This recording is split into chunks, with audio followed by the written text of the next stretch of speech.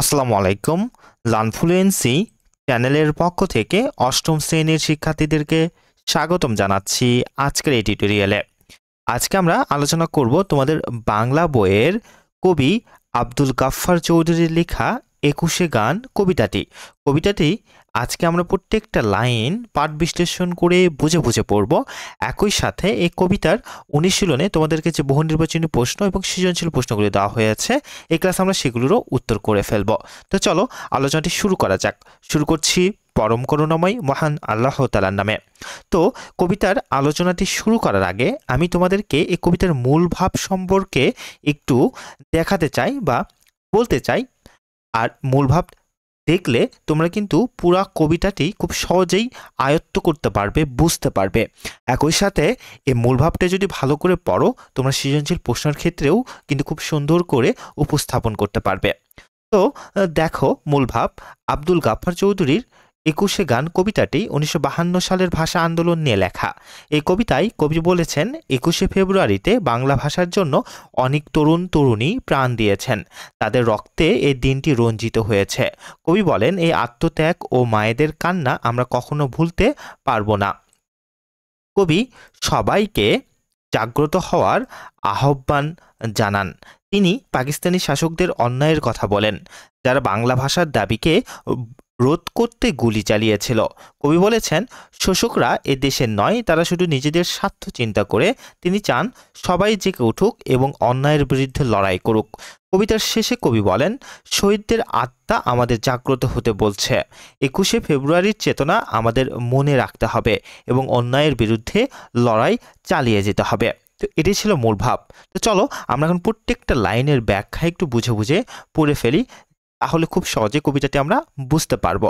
দেখো প্রথম লাইনে কবি বলছে, আমার ভাইয়ের রক্তে রাঙানো ২১শে ফেব্রুয়ারি আমি কি ভুলতে পারি। খুব নাম করা, তাই না? লাইনটা খুবই নাম করা, আমরা প্রায় শুনি। তো এই লাইনের ব্যাখ্যা, কবি বলছে যে ২১শে ফেব্রুয়ারিতে বাংলা ভাষার জন্য যারা প্রাণ দিয়েছেন, তাদের রক্তে এই দিনটি রঞ্জিত হয়েছে। কবি বলেছেন, এই আত্মত্যাগ তিনি কখনো ভুলতে পারবেন না।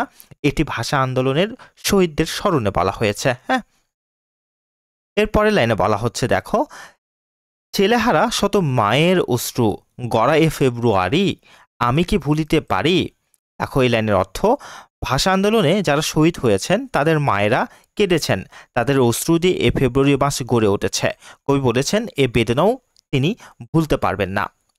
এরপরের লাইনে বলা হচ্ছে, দেখো, যে আমার সোনার দেশের রক্তে রাঙানো ফেব্রুয়ারি আমি কি ভুলতে পারি। এই লাইনে কবি বলছেন যে ২১শে ফেব্রুয়ারি শুধু একটি দিন নয়, এটি আমাদের প্রিয় দেশের বাংলাদেশের ইতিহাসের একটি গৌরবময় অধ্যায়।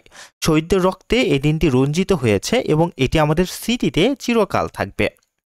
এর পরের লাইনে কবি বলছে, দেখো, যে জাগো নাগিনীরা, জাগো নাগিনীরা, জাগো কাল বৈশাখীরা। এই লাইনটি তারা কবি বোঝাচ্ছে, দেখো, যে কবি সবাইকে জাগ্রত হওয়ার আহ্বান জানাচ্ছেন। নাগিনী এবং কাল বৈশাখী প্রকৃতির শক্তি, যা ঝড় ও পরিবর্তনের প্রতীক। কবি চাইছেন সবাই জেগে উঠুক এবং অন্যায়ের বিরুদ্ধে রুখে দাঁড়াক। শিশু হত্যার বিক্ষোভে আজ কাপুক বসুন্ধরা, বসুন্ধরা বলতে পৃথিবী। তো এই লাইনটির ব্যাখ্যা দেখো, এই লাইনে বলা হচ্ছে যে পাকিস্তানি শাসকরা নিরস্ত্র ছাত্রজনতার উপর গুলি চালিয়েছিল। কবি বলেছেন, এই নিষ্ঠুরতা দেখে পৃথিবীও যেন কেঁপে উঠুক। এরপরের লাইন, দেশের সোনার ছেলে খুন করে রুখে মানুষের দাবি। এই লাইনটি দ্বারা বোঝাচ্ছে যে পাকিস্তানি শাসকরা বাংলা ভাষার দাবিকে রোধ করতে চেয়েছিল। তারা নিরস্ত্র ছাত্র জনতার উপর গুলি চালিয়েছিল, যারা শুধু মাতৃভাষার মর্যাদা চাইছিল। এরপরের লাইনে বলা হচ্ছে, দেখো, যে দিন বদলে ক্রান্তি লগনে তবু তোরা পার পাবি। না না না না, খুন রাঙা ইতিহাসে শেষ রায় দেওয়ার তারাই ২১শে ফেব্রুয়ারি, ২১শে ফেব্রুয়ারি। এই লাইন কয়টি দিয়ে কবি বুঝিয়েছে, দেখো, যে কবি প্রশ্ন করেছেন, পরিবর্তনের সময় এসেছে, কিন্তু শোষকরা কি এই পরিবর্তনকে থামিয়ে দিতে পারবে। এখানে কিন্তু এই শোষকদের অর্থাৎ পাকিস্তানি বাহিনীদের যে বাংলাদেশের উপরে যে নির্যাতন নির্মমতা ছিল, সেটির কথা কিন্তু কবি এখানে বলছে। হ্যাঁ, যে সেটি কিন্তু আর সারা জীবন থাকবে না, এটি কিন্তু পরিবর্তন হবে, তাই না?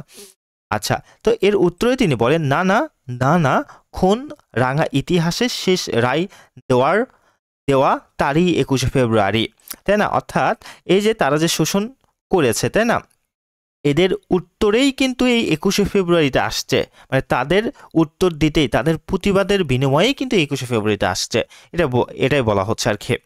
তো অর্থাৎ শহীদদের রক্তের বিনিময়ে 21শে ফেব্রুয়ারি ইতিহাসে একটি চিরস্মরণীয় দিন হয়ে থাকবে। এর পরের লাইনে বলা হচ্ছে, দেখো, সেদিনও এমনই নীল গগনের বসনে শীতের শেষে রাত জাগা চাঁদ চুমো খেয়েছিল হেসে। এই লাইনটি বলতে কবি বুঝিয়েছে, কবি সেই দিনের শান্ত সুন্দর পরিবেশের কথা স্মরণ করছেন। সেদিন আকাশ ছিল নীল, শীতের শেষে প্রকৃতি স্নিগ্ধ ছিল এবং চাঁদ যেন হেসে উঠেছিল। এরপর লাইনে বলছে কবি, পথে পথে ফুটে রজনীগন্ধা অলকানন্দা যেন, এমন সময় ঝড় এলো খ্যাপা বুনো। এই লাইনটা দ্বারা কবি বুঝিয়েছে, কবি প্রকৃতির সৌন্দর্য বর্ণনা করেছে। পথে পথে রজনীগন্ধা ও আলোকনন্দা ফুল ফুটছে, যা শান্তি ও সৌন্দর্যের প্রতীক। কিন্তু হঠাৎ ঝড় এলো খ্যাপা বুনো। এখানে ঝড় বলতে পাকিস্তানি শাসকদের হিংস্রতা ও নিপীড়নকে বোঝানো হয়েছে, যা শান্তিপূর্ণ পরিবেশকে ধ্বংস করে দিয়েছে। এরপরে লাইন দেখো, সেই আধারের পশুদের মুখ চেনা। এই লাইন দ্বারা কবি বোঝাচ্ছে, দেখো, যে আধারের পশু বলতে পাকিস্তানি শাসক ও পুলিশকে বোঝানো হয়েছে, যারা নিরস্ত্র মানুষের উপর গুলি চালিয়েছিল। কবি তাদের মুখ চেনানোর কথা বলেছেন, অর্থাৎ তাদের নিষ্ঠুরতা ও অমানবিকতা সবার চোখে আঙুল দিয়ে দেখিয়ে দিচ্ছেন। এরপরে লাইনে বলা হচ্ছে, তাহাদের তরে মায়ের বোনের ভাইয়ের চরম ঘৃণা। এই লাইনটি দ্বারা বোঝানো হচ্ছে, দেখো, যে পাকিস্তানি শাসকদের প্রতি কবি মা বোন ও ভাইয়ের চরম ঘৃণা প্রকাশ করেছেন। তাদের নিষ্ঠুরতার কারণে সাধারণ মানুষের মনে তাদের প্রতি তীব্র ঘৃণা জন্মেছে। এরপরের লাইনে বলা হচ্ছে, দেখো, ওরা গুলি ছেড়ে এদেশের প্রাণে দেশের দাবিকে রোখে। পাকিস্তানি শাসকরা বাংলা ভাষার দাবিকে রোধ করতে চেয়েছিল। তারা নিরস্ত্র ছাত্র জনতার উপর গুলি চালিয়েছিল, যারা শুধু মাতৃভাষার মর্যাদা চাইছিল। এরপরের লাইন, অতির ঘৃণ পদাঘাত এই বাংলার বুকে। অর্থাৎ পাকিস্তানি শাসকরা বাংলার মাটিতে নিষ্ঠুরতা চালিয়েছে, তাদের পদাঘাত বাংলার মানুষের জন্য অপমান ও বেদনার প্রতীক। এরপরের লাইন, ওরা মানুষের অন্ন বস্ত্র শান্তি নিয়েছে কারি। এই লাইনটি দ্বারা বোঝানো হচ্ছে যে পাকিস্তানি শাসকরা সাধারণ মানুষের মৌলিক অধিকার কেড়ে নিয়েছে, তারা মানুষের অন্ন, খাদ্য, বস্ত্র বা পোশাক এবং শান্তি নষ্ট করেছে। এরপরের লাইনে বলা হচ্ছে, দেখো, 21শে ফেব্রুয়ারি। কবি বারবার 21শে ফেব্রুয়ারির কথা স্মরণ করেছে। এটি বাঙালির গৌরবের দিন। এই দিনের চেতনা আমাদের মনে রাখতে হবে। তুমি আজ জাগো 21শে ফেব্রুয়ারি। কবি সবাইকে জাগ্রত হওয়ার আহ্বান জানাচ্ছেন। তিনি চান সবাই জেগে উঠুক এবং অন্যায়ের বিরুদ্ধে লড়াই করুক। আজও জালিমের কারাগারে মোরে বীর ছেলে বীর নারী। এই লাইনটি দ্বারা বোঝানো হচ্ছে কি, দেখো, যে এখানে শোষকরা নির্যাতন চালাচ্ছে, অনেক বীর ছেলে ও নারী কারাগারে মারা যাচ্ছে, কিন্তু কবি বলেছেন, আমার শহীদ ভাইদের আত্মা ডাকে, জাগো মানুষের সুপ্ত শক্তি। অর্থাৎ শহীদদের আত্মা আমাদের জাগ্রত হতে বলছে। পরের লাইন, জাগো মানুষের সুপ্ত শক্তি, হাটে মাঠে ঘাটে বাঁকে। এই লাইনটি দ্বারা কবি চান মানুষের মধ্যে লুকিয়ে থাকা শক্তি জেগে উঠুক। হাটে মাঠে ঘাটে বাঁকে সব জায়গায় মানুষ যেন জেগে ওঠে এবং অন্যায়ের বিরুদ্ধে লড়াই করে। এরপরে দেখো, দারুণ ক্রোধের আগুনে আবার জ্বালাবো ফেব্রুয়ারি। কবি চান 21শে ফেব্রুয়ারির চেতনা আবার জ্বালিয়ে তুলতে হবে, অন্যায়ের বিরুদ্ধে লড়াই চালিয়ে যেতে হবে। হ্যাঁ, তো এই ছিল তোমাদের এখান থেকে কবিতাটি। আশা করি তোমরা খুব সহজেই প্রত্যেকটা লাইন বুঝতে পেরেছ। তো এরপর তোমরা কবিতার অনুশীলনে যদি চলে আসো, হ্যাঁ, অনুশীলনে আসতে দেখতে পারবে তোমাদেরকে একটা সৃজনশীল প্রশ্ন দিয়েছে। তার আগে তোমাদের এখান থেকে যে বহু নির্বাচনী প্রশ্নগুলি রয়েছে সেগুলোর উত্তর আমরা একটু দেখে ফেলি। তো দেখো, সর্বপ্রথম 1 নম্বর বহু নির্বাচনী প্রশ্নে তোমাদেরকে বলা হচ্ছে যে আমার শহীদ ভাইয়ের আত্মা ডাকে, এখানে কোন শহীদের কথা বলা হয়েছে? উত্তরটি হবে খ নাম্বার, 52 ভাষা আন্দোলনের। কবিতা অংশ পড়ো, 2 ও 3 নম্বর প্রশ্নের উত্তর দাও। এই কবিতাটি পড়ে 2 এবং 3 নম্বর প্রশ্নের উত্তর দিতে হবে। বলা হচ্ছে, আমার বৃদ্ধ পিতার শরীরে এখন পশুদের প্রহারের চিহ্ন।